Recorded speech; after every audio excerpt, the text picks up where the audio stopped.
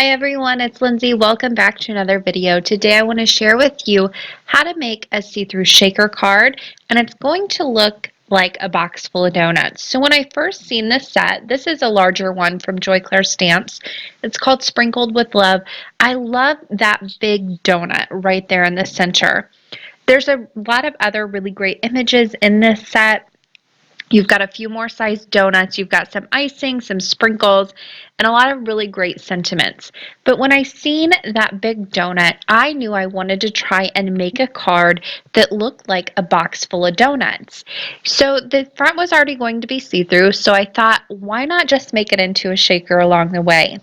So the first thing that you're going to need is you're going to need your card base, and then you're also going to need a panel that is the same size as your card base. I'm using A2 sizes today, so 4¼ by 5½. I'm also using plain white cardstock. You can do colorful cardstock, you can do patterned paper, it's up to you. You're also going to need some kind of die to cut a hole in the card base and also the panel. I'm using ovals today. However, you can use squares, you can use hearts, you can use stars if you want to, any kind of shape just to get an opening right there in the center. Now, in order to get these placed at exactly the same spot, when I overlay these, I like to tape them to each other and run it through with the die with both of them together. It's not going to cut all the way through the layers, especially if you're using heavyweight cardstock like I am. However, it is going to leave an indentation where you can just kind of pop that die right back into place. It fits like a puzzle piece, and then you can run it through, and then it's going to be exactly the same on both the panel and also the card front, so you don't have to do any guesswork there. Now, before I do the shaker portion, I need to go ahead and stamp out my box of donuts. Because I want the donuts to look like they're inside the box, I need to stamp on the inside of my card. I'm going to stamp a lot of these donuts, and since I'm stamping on the inside of my card, I'm going to go ahead and use my Misty, and I'm using my large one. This is the regular sized Misty for this. I like to just open the card and lay it down in there and then line the stamp right in the center. I'm inking up with an ink that I know will work well with my coloring medium. Whatever coloring medium you want, choose an ink that's going to play nicely with it. And then I stamp it down. I'm doing a double stamp here just to make sure I get a really nice solid image, and then I can start moving the stamp around. Now, each time you move this, you want to make sure that you clean it really well and dry it before you move it to a new spot. That way you don't get any smudges. This is a really simple card, so any smudges that you get show up really starkly against all the plainness of the card. And of course, smudges do happen, so if you do get one, have an eraser, a sand eraser or a sanding block on hand, so you can just go ahead and erase those little smudges before they kind of soak into the cardstock. Now, I stamped my donut in the center first, and then I did on either side as well. It's going to hang off the edges, that's okay. Now I'm going to move on and stamp on top of these donuts. So I'm going kind of in the little crevice of the two donuts. Now, when you do that, you want to make sure that you go ahead and mask off the top of the card so you don't stamp on top. And then I also stamped two donuts down on the bottom as well. So I've got a nice little selection here. Now, once I had that done, I went ahead and took off the masking tape, and it's time to color. I am not going to color all of this on the inside. You certainly could, and that would be beautiful. But I am only going to color the portion that shows through the opening. So it's going to be kind of like a two-tone colored image where I've got the coloring on the inside and then just black and white on the outside. I'm using a pencil just to overlay the front of the card, kind of close the card, and then draw a line with a pencil, and that is going to be where I end up coloring. This is going to save me time for coloring, and it's also going to add a little bit more interest to the inside of the card. Now, once I had that done, it's time to start the coloring. I'm using colored pencils today, and the ones I'm using are from Farben. I can never say their name right. I am sure that I'm not saying it right, but that's what I'm using today. I'll leave a link to them down below in the description box. These are oil-based colored pencils, but they're at a really great price point. I want to do a selection of donuts in here. I don't want to do all the same. So I'm starting off with kind of plain white kind of yeasty looking donut that you would normally get. And then I'll also do a few chocolate and a few pink ones for strawberry donuts. And you'll have to excuse my hair that pops in every once in a while. I have to get a little bit closer now to see where I'm coloring. My eyes aren't what they used to be, but I do have to get a little bit closer every now and then, and you see some of my little hairs in the frame, so sorry about that. Now I did my 2 little pink donuts, and then I'm going to move on to my little chocolate donuts on either side. Now you can see that I am just going up to that pencil line that I drew.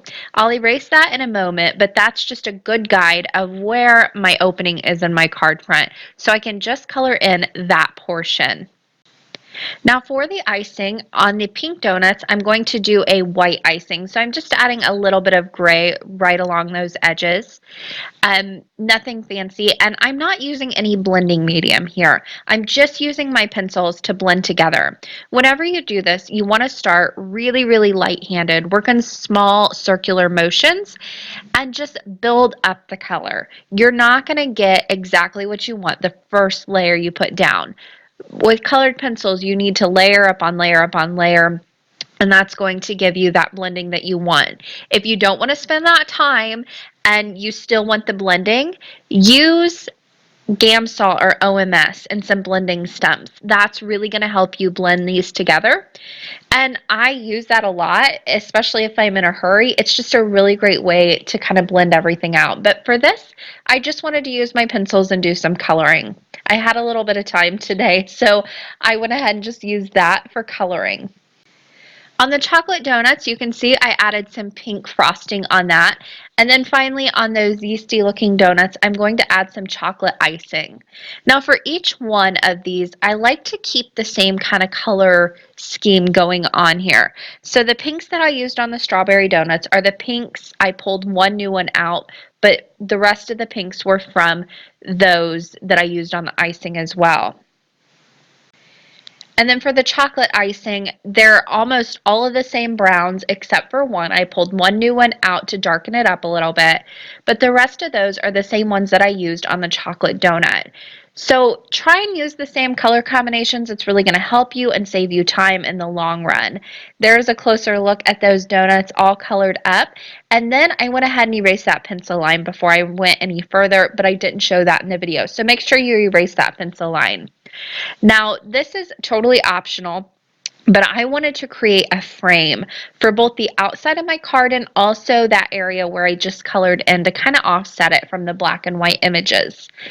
In order to create a frame, all you need is a nesting die set. I inlay a larger one into a smaller one into a larger one, and then I can just go ahead, add some glue onto there after I die cut it, and I've got the perfect frame. Now, whenever I have to cut more than one, I like to tape the two dies together, and then I can cut as many frames as I need to, and they're all going to be exactly the same. So if you're cutting more than one, I would highly suggest taping your dies together so you can continue to cut those frames time after time after time. Now I applied the frame to both the inside of the card, and I also applied it to my front panel, not the outside of the card front, but the panel. That's going to be my top layer. So make sure that if you do add a frame that you add it to the right layer, because this is going to be the very front. Now with all of the pieces done, it's time to go ahead and start building up our shaker. The first thing I want to do is get my acetate on. I use the Duralar film. It's 0.005 and it's the clear shiny film. This is a really great option. It's cheaper than regular acetate and it comes in a large pack. I will leave that link down below. I get mine on Amazon. So I applied some acetate to the back of the panel that I had my frame on, and then on the card front, I want to go ahead and apply it to the very front of the card front. You want to make sure that your acetate is large enough to cover up the holes completely. If you have any openings, your shaker pieces will fall out. And don't forget to put the acetate in. I have done that before, and then all your pieces will definitely fall out. Before I move on and put the shaker together, I need to do any stamping that I want to on the acetate or the front of the card. So for this, I'm going to add my sentiment to the acetate, and I'm using the Your Sweet sentiment from the Sprinkled with Love stamp set. When stamping on acetate, it is a non-porous surface. You want to use an ink that will play nicely on that surface. For this, I'm using StazOn Pigment ink in Piano Black. Regular StazOn will work. I've heard the Ranger Archival ink, I believe, is a permanent ink and works really well on non-porous surfaces. So whatever you have on hand that works on non-porous surfaces, that is what you want to use on your acetate. The StazOn Pigment ink is a really sticky ink, so I like to go ahead and use my Misty with that and then give it a couple stamps just to make sure it's nice and black. But there you can see I've got that great Your Sweet sentiment right there in the center of my opening. I love the way it looks and I love the way it's stamped on the acetate.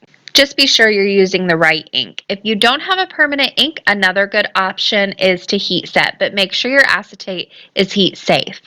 Now putting the shaker together is really easy. You just need some sort of dimensional adhesive. Whether you use Fun Foam and add your own adhesive to it, or you use foam tape like I'm using here that already is sticky on both sides. It's up to you how you want to do this. Now, the amount of foam tape that you put on is going to be completely dependent upon how thick your shaker bits are. I only have to use one layer here, but I do have some mixes where I need to build up my foam tape to a second layer. Any more than that, and it is kind of hard to send through the mail. So I like to stick at 2 layers if I can. If not, if I need to go 3 layers, then I definitely make sure that that card is hand delivered or sent in a big bubble mailer. Now with your foam tape, you want to make sure that the edges are butted up against each other. You want no openings. All of your shaker pieces will fall out. I also like to add little pieces to kind of frame out my opening. So with an oval, I added a few little pieces in those corners. That's going to keep all of my shaker pieces focused to that oval and that opening so they don't fall down and you don't see them when the card is sitting up. I also like to take off the back of my tape before I put in my shaker pieces. The backing paper on the tape, whenever you get to that last little like centimeter or two, will do a little jerk when you pull it off. And that can disrupt all the little shaker pieces and kind of flip them up into the air. Then they stick to your foam tape. So take the backing paper off and then fill up your shaker with your pieces. I'm using the Cat's Happiness sprinkles in white, and then all you need to do is overlay your top piece, and there you have your see-through shaker, your box full of donuts. This is such a fun one. It shakes really, really well. I love the sprinkles, and it's so much fun. Shaker cards and interactive cards in general are some of my favorite to give. They're especially helpful for those you don't quite know what to do, and I'm talking like teenagers here. I find cards for teenagers the hardest to make, so this is really, really great for them. And it's a little something different as well. That's going to do it for me today. I hope you guys enjoyed this video. Don't forget all the information down in the description box below. That's going to be all the supply list is down there as well. Thanks for watching today, guys, and happy crafting.